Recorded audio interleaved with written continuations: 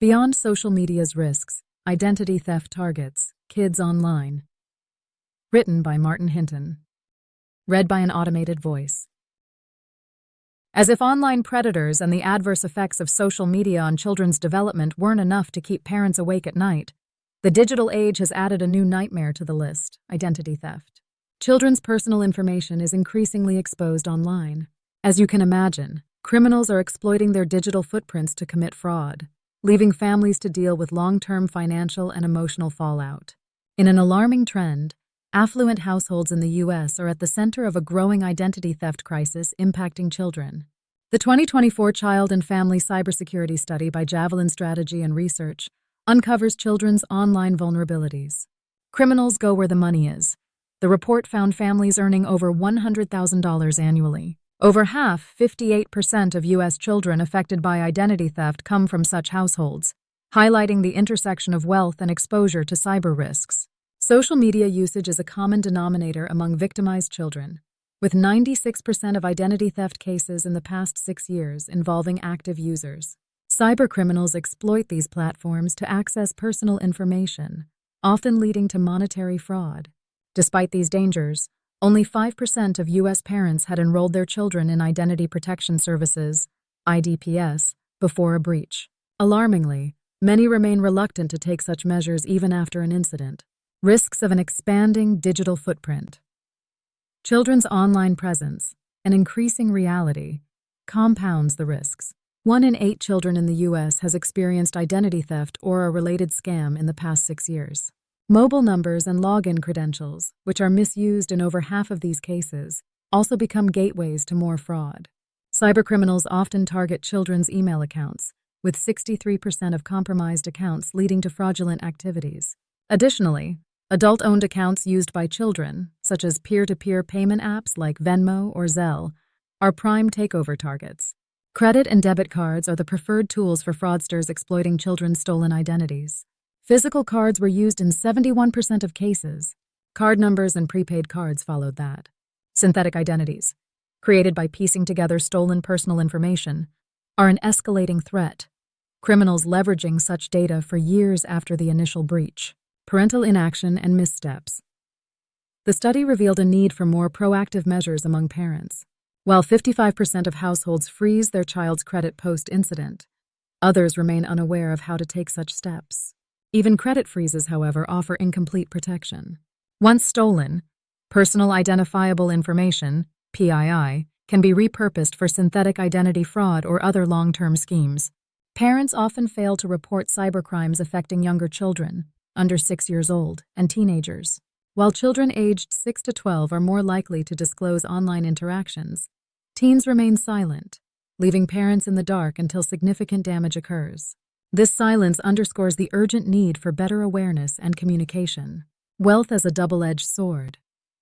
The study also highlights how socioeconomic status plays a role in cyber risks. Children from affluent families enjoy greater access to devices, from online gaming to e-commerce platforms. This access to wealth and the vulnerability of online activities make them attractive targets for criminals. While at the other end of the spectrum, foster children face vulnerabilities as well. This comes as a result of a lack of financial safeguards and a parent watching over them. Interestingly, some financial institutions have started offering services tailored to foster youth. They are able to open financial accounts with safeguards designed to defend against exploitation.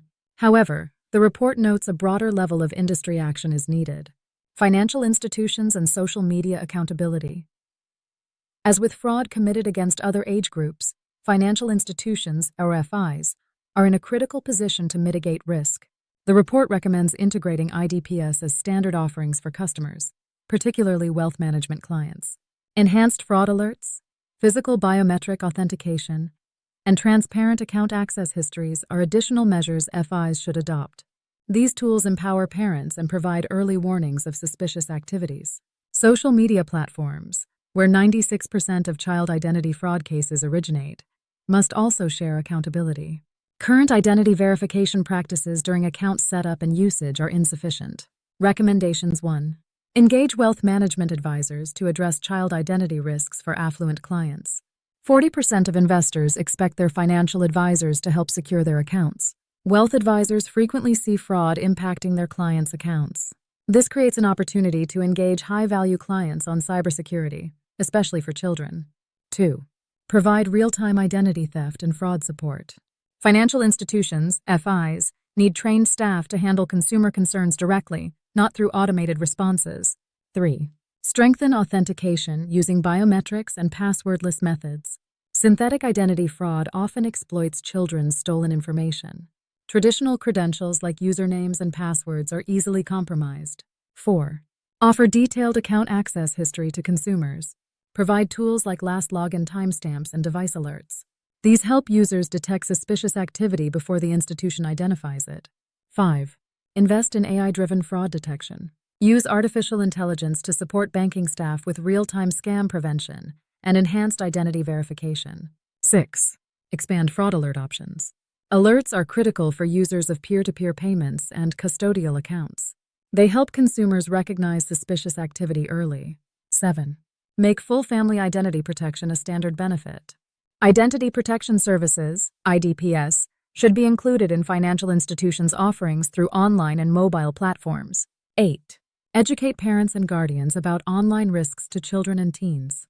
Social media increases children's exposure to cybercriminals. Teach families to limit online sharing and recognize manipulation tactics. 9. Explain the limitations of credit freezes. Freezing credit is effective for stopping some fraud. Still, it cannot prevent all identity theft, such as synthetic identities or fraudulent benefit claims. Conclusion. The report presents a troubling picture of child identity theft. It isn't hard to understand that as online footprints grow, the risks increase. This landscape requires broad action from a range of authorities. Parents, financial institutions, and policymakers are all needed. Cybersecurity is no longer optional. Protecting the next generation from financial and emotional harm is essential.